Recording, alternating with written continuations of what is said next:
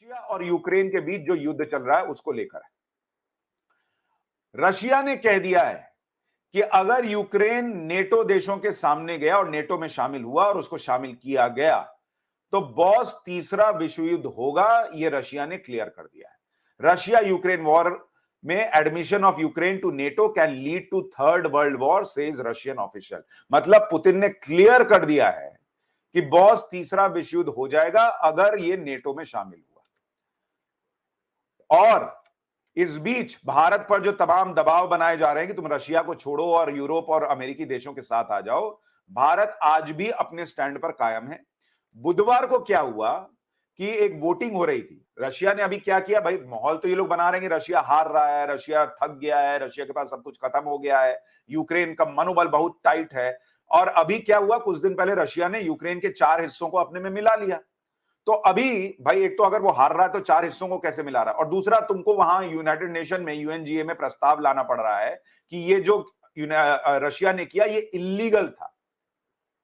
तो भाई अगर वो हार रहा है तो इल्लीगल क्यों बता रहे हो, क्यों तुमको लगता है कि ये बताना जरूरी है? और दूसरी बात कि 143 मेंबर यूएनजीए के, जिसमें से 35 ऐसे थे जिन्होंने उसमें वोट नहीं दिया रशिया के खिलाफ, और उन 35 में से एक भारत भी था। यानी दुनिया जो है वो दो धड़ों में बट रही है। रशिया के साथ जो है वो भारत गाहे बगाहे परोक्ष तौर पर खड़ा रहा है और खड़ा दिख रहा है। और ये बात चूंकि अमेरिका को नागवार गुजर रही है, यूरोप को नागवार गुजर रही है, ब्रिटेन को नागवार गुजर रही है, तो वो लोग दूसरे दूसरे तरीके से इंडिया पे प्रेशर बनाने की कोशिश कर रहे हैं। F-16 पाकिस्तान को देकर, पाकिस्तान की बात करके, पाकिस्तान ऑक्यूपाइड कश्मीर को आजाद कश्मीर बता के, तमाम इस तरह की चीजें करके सोच रहे प्रेशर में। इंडिया प्रेशर में आ ही नहीं रहा, ये नरेंद्र मोदी वाला इंडिया ये प्रेशर में आता ही नहीं। फिर इंडिया ने वोटिंग नहीं की, एब्सटेन कर दिया। सोच रहे तेल नहीं खरीदने देंगे रशिया से। इंडिया कह रहा हमको जहां से मन वहां से तेल खरीदेंगे। तो इंडिया अपनी स्थिति पर कायम है। और जिस यूक्रेन को ये लोग देखिए किस तरह से ये लोग करते हैं, यूक्रेन को ये लोग बता रहे हैं बहुत यूक्रेन चमचमाया हुआ है, गजब का मनोबल है। यूक्रेन कह रहा है कि उसके पास मात्र 10% ऐसे हथियार हैं जो उसे अपने वायु क्षेत्र को रक्षा करने के लिए चाहिए। एयर डिफेंस के लिए जो हथियार चाहिए, मतलब अगर 10 हथियार चाहिए तो उसके पास एक है। अरे भाई जब तुम्हारे पास है ही नहीं तो किनके बूते लड़ रहे हो? और जिनके बूते लड़ रहे हो वो क्यों नहीं दे पा रहे? उनकी अपनी हालत खराब है। और इसलिए अगर ये नेटो में गया तो रशिया कह रहा है भैया हम थर्ड वर्ल्ड वॉर कर देंगे। तो अजीज दोस्तों, इस्लाम फैलाना इनका बेसिक मकसद है और इस्लाम फैलाने के लिए खून बहाना लाजमी है।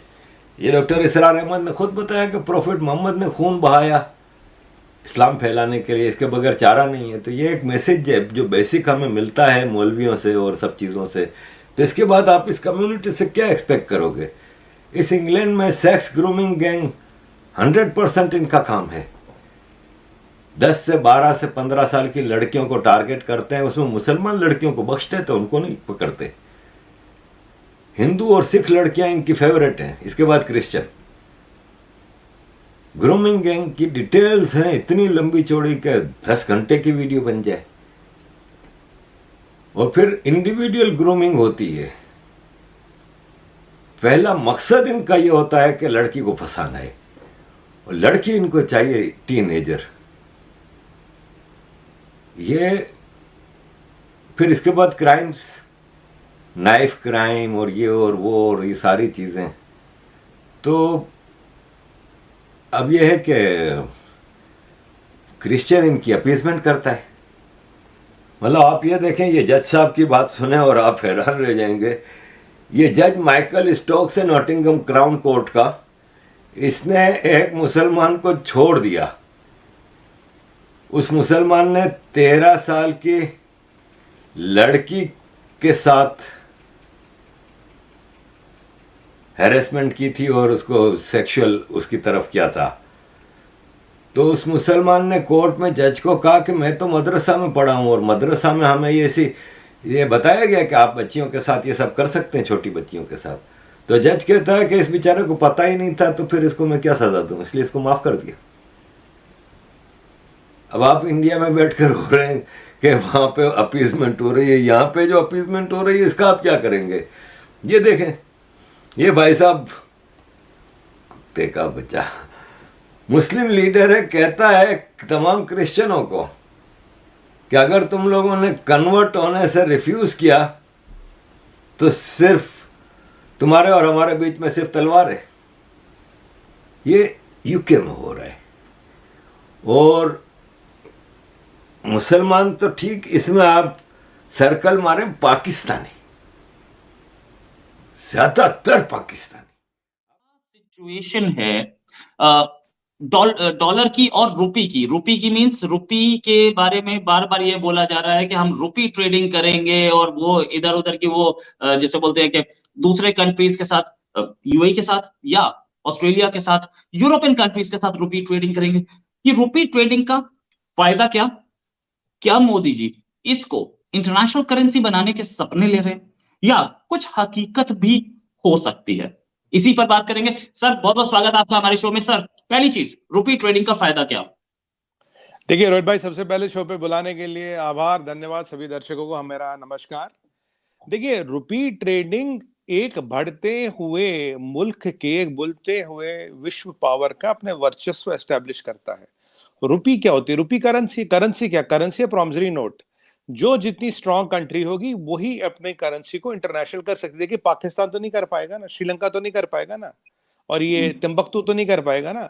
अगर आपको विश्व के पटल में, अगर आपको वहां देखा जा रहा है, अगर आपका वर्चस्व है, आपकी इकोनॉमी में दम है, आपके मैन पावर में दम है, आपकी मिलिट्री में दम है, आपका लोहा दुनिया मानती है, तब आप इस चीज की कवायद शुरू कर सकते हो, अन्यथा ये व्यर्थ होगा।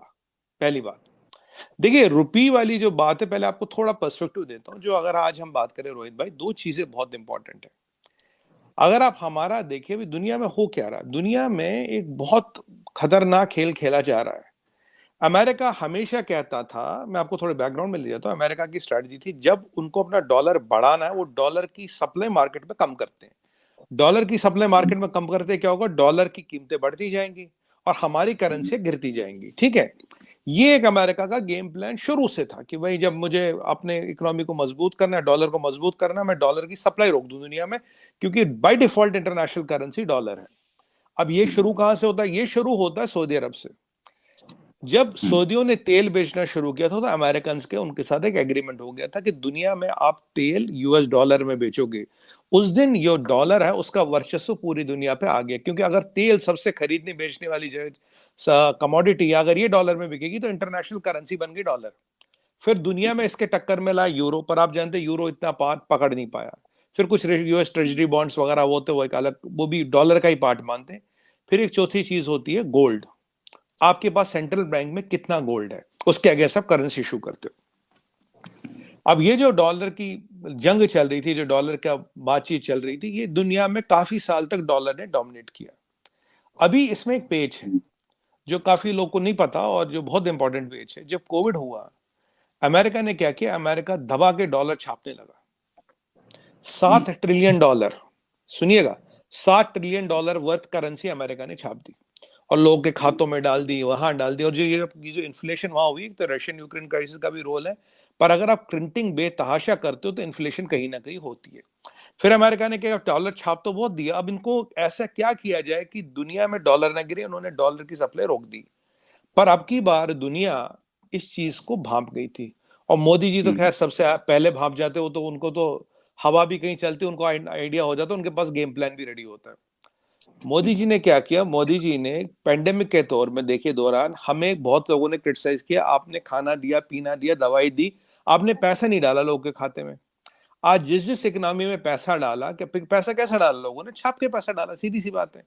आपने पैसा डाला, वहां इन्फ्लेशन आज आसमान छू रही, interest rate all time high हो गए। हम इस चीज से बचे। ये हमारे इकोनॉमिक प्रूडेंस का पहला बार था। फिर हमने बताया आत्मनिर्भर भारत, मेक इन इंडिया, वो खैर चल ही रहा था। और आत्मनिर्भर भारत और मेक इन इंडिया के कितने चमत्कार हमारे आसपास हो रहे हैं, आप देख ही रहे हैं। तीसरी चीज आई, फिर आपने देखोगा पीछे हमने धड़ल्ले से फ्री ट्रेड एग्रीमेंट्स में इंडिया लग गया, इससे भी फ्री ट्रेड एग्रीमेंट, उससे भी फ्री ट्रेड एग्रीमेंट। ये मैं पीछे की बात कर रहा हूँ, 6-8 महीने की। मतलब मैं आपको बता रहा हूँ गेम प्लान कितना बड़ा था। तो हमने इजराइल के साथ हमारा हो गया, हमने यूएई के साथ हमने कर लिया, ऑस्ट्रेलिया के साथ बात चल रही है, यूरोपियन यूनियन के साथ चल रही है, यूके के साथ चल रही है, जर्मन हमसे इंटरेस्टेड है। आज दुनिया में कौन सा ऐसा मुल्क है जो हमसे फ्री ट्रेड एग्रीमेंट करने में इंटरेस्टेड नहीं है? दूसरी थी फ्री ट्रेड एग्रीमेंट। फिर आते हैं 11 जुलाई। 11 जुलाई बहुत इंपॉर्टेंट डेट है वैसे। 11 नंबर जो लकी माना जाता है हमारे यहाँ। 11 जुलाई को अगर आप देखिए आरबीआई ने क्या बोला, 11 जुलाई को आरबीआई बोलता है कि भाई अब आप कोई किसी के साथ भी ट्रेडिंग कर सकते हो रुपये में, आप एक्सपोर्ट्स की पेमेंट जरूरी नहीं डॉलर में करो, रुपये में करो। अब इसके लिए पीछे महीनों से, कई एक आध साल से तैयारी चल रही थी बैकएंड में। एक वॉस्ट्रो अकाउंट खोलना पड़ता है उस कंट्री के साथ जिसमें रुपया रहता है, उनका करेंसी रहता है, फिर स्वैप होता है। अब ये रुपी ट्रेडिंग की बात हुई 11 जुलाई में। आज की डेट, आज हम बैठे हैं करीब अगस्त सितंबर, करीब अक्टूबर, 3 महीने हो गए हार्डली। 3 महीने में रोहित भाई 24 कंट्रियों के में रुपया हमारा is used as a exchange mechanism 24 कंट्रियों में। And now we are free to do rupee trading with every country. अगर आपका एक सप्लायर मानने को तैयार, आप रुपी ट्रेडिंग कर सकते हो। जैसे ये कंट्री 50, जैसे हमारा रुपया 50 से कंट्री में आ जाता है, ये बाय डिफॉल्ट इंटरनेशनल करेंसी बन चुका है। बनेगा नहीं, बन जाएगा ऑटोमेटिकली। दो आप आर्गुमेंट मुझे दोगे, आईएमएफ के बास्केट में अभी भी रुपया नहीं, बट दैट डजंट मैटर। जैसे आप 40-50 कंट्री छुप जाओगे, आईएमएफ को कहता मरता क्या ना करता, रुपया अपने बास्केट में डालना पड़ेगा। इससे हुआ क्या, हमने अपना फॉरेन एक्सचेंज बचाया, बहुमूल्य फॉरेन एक्सचेंज बढ़ाया। यहां से हम एफडीआई सबसे ज्यादा दुनिया में ला रहे हैं, यहां से हम खर्चा बचाने की कवायद कर रहे हैं। एक था रुपी ट्रेडिंग। आज आप देखिए, आप कतर की बात करें, आप कई सारे मुल्कों की बात करें, रुपी हो गया। आज यूपीआई, यूनाइटेड पेमेंट इंटरफेस ने एक यूरोपियन कंपनी के साथ टाइप किया है। पूरे यूरोप में अब आप पेमेंट भीम के थ्रू कर सकते हो, यूपीआई के थ्रू कर सकते हो, and you can pay in rupees. मौलवी मुल्ला कारी के हलक से ये बात नहीं निकली, लेकिन हिजाब पहनाने के लिए लुंगी पहन करके, सर पे चप्पल रख करके दौड़ रहे हैं कि बस हिजाब पहनाना है। तो ये जो कंट्रोवर्सी है ना, ये एक्चुअली में सिर्फ कंट्रोवर्सी है। This is kind of bullshit. इससे कुछ नहीं होने वाला है, क्योंकि हिंदुस्तान अब तरक्की के मूड में है, हिंदुस्तान अब डेवलपमेंट के मूड में है। हिंदुस्तान कहीं ना कहीं अब अपने माइंड में ये सेटअप कर चुका है कि जब हिंदुस्तान में 3 तलाक बंद हो सकता है, पॉलीगमी हलाला बंद हो सकता है, तो हम आसमान में उड़ भी सकते हैं। देखिए, इतिहास गवाह है कि 1979 से इस मुद्दे को आज तक किसी भी मुस्लिम के उलमाओं ने, मौलवियों ने क्लियर नहीं किया, और वो करना भी नहीं चाहते हैं। हालांकि सूरह अल-नूर की बात बार बार आती है, मैंने भी कुरान बामाई ने पढ़ा है, सूरह अल-नूर में कहीं पर भी नकाब, अबाया, हिजाब, बोरका का जिक्र नहीं। तन को ढकने की बात कही गई है, ढीले कपड़े पहनने की बात कही गई है। तो भैया, मुसलमान लोग अपनी नजरें क्यों नहीं अच्छी कर लेते हैं, साफ सुथरी क्यों नहीं कर लेते हैं? हम तो गंदी नजरों से, ईगल आई से मर्दों को नहीं देखते हैं। क्या मुझे नंगा देखा आपने? अगर मर्द रोड पर नहा भी रहे होते हैं तो भी हम नहीं देखते हैं कि वो गोरे हैं, कि काले हैं, कि मोटे हैं, कि पतले हैं, हमें कोई फर्क नहीं पड़ता है। आपकी नजरें इतनी गंदी क्यों है? आपकी नजरें वहां क्यों जाती हैं जहां नहीं जानी चाहिए? आप ऐसे क्यों देखते हैं कि वो लड़की जीन्स पहनकर जा रही है तो उसके उज़ू बहुत अच्छे से क्रिएट होकर के दिखाई दे रहे हैं? आपके नजरों की खराबी की वजह से हम हिजाब पहन लें? आपकी नजरें खराब है, आपके सोचने समझने का तरीका खराब है, तो हम हिजाब पहन करके खुद को बंद कर ले, खुद को कैद कर ले। देखिए नाज़रीन, प्रोग्राम रुपया पैसा में आपको खुशामदीद कहते हैं। वैसे तो दिन है आज, लेकिन अगर रात होता तो पाकिस्तान और कराची के बहुत सारे इलाके जो हैं वो अंधेरे में डूब जाते। बिजली चली गई, कह रहे हैं कि साहब कहाँ ब्रेकडाउन हो गया, कहाँ क्या ट्रिप हो गया। अब आवाम को तो समझ में नहीं आती इन बातों की। लोगों को, जिसे आप कहते हैं दिलासा देने के लिए, लॉलीपॉप देने के लिए कह देते हैं साहब फ़लाँ जगह फ़लाँ चीज़ ट्रिप हो गई, जैसे हमको बड़े साइंसदान हैं। ये कौम अनपढ़, जाहिल ज़्यादातर। नहीं, बुरा लगे आपको तो लगे भाई, हमारे यहाँ ख्वानगी की शरह तो बहुत कम है। आप हमें समझाने निकले हो कि जो होता है वो ग्रिड स्टेशन ट्रिप हो जाता है, हमें समझ में नहीं आती भाई। ना गोरों को समझ में आती है, सच आपको बताऊँ। गोरे भी हमारी तरह ही होते हैं, कोई पढ़ा लिखा जीनियस नहीं होता। They are not PhD in the electrical engineering. वो क्या करते हैं, उनके घर बिजली आ रही है तो ठीक है, बहाना माना उन लोगों को समझ में नहीं आता।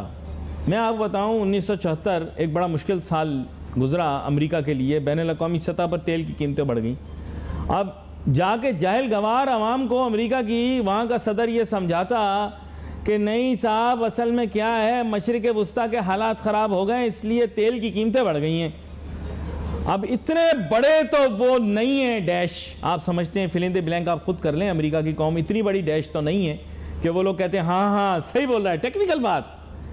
देखिए असल में बात यह है, प्रॉब्लम है हमारे मुल्क की ग्रिड की, हमारे मुल्क की ट्रांसमिशन की। दौर आ गया है कंप्यूटराइज्ड सिस्टम का, और एक दौर आ गया है आइसोलेटेड ग्रिड का, एक आ गया है स्मार्ट ग्रिड का। दौर तब्दील हो गया। ये हमारे मुल्क का स्ट्रेटेजिक एसेट है। दुश्मन किसी भी वक्त इस चीज़ का फ़ायदा उठा सकता है। आपका मुल्क तारीकी में डूब जाए तो माशी नुकसान अलहदा, और हम वनरेबल हो जाते हैं। इस सिस्टम को रिविज़िट करें। इतनी सारी झेली कंपनियां बनाई हुई हैं वाप अड्डा की के समझ में नहीं आता कौन सी हैं, और के इलेक्ट्रिक के मालिक तो वही है ना वो जो खलीफा है। अरे यकीन करो, अमेरिका बरतानिया वाले कान को हाथ लगाते हैं कि आरिफ नकवी को आपने पैदा कर दिया। वैसे दुनिया के सबसे बड़े फ्रॉड हमारे यहाँ से निकलते ज़रूर हैं, और किसी चीज़ के अंदर हमारी बुरा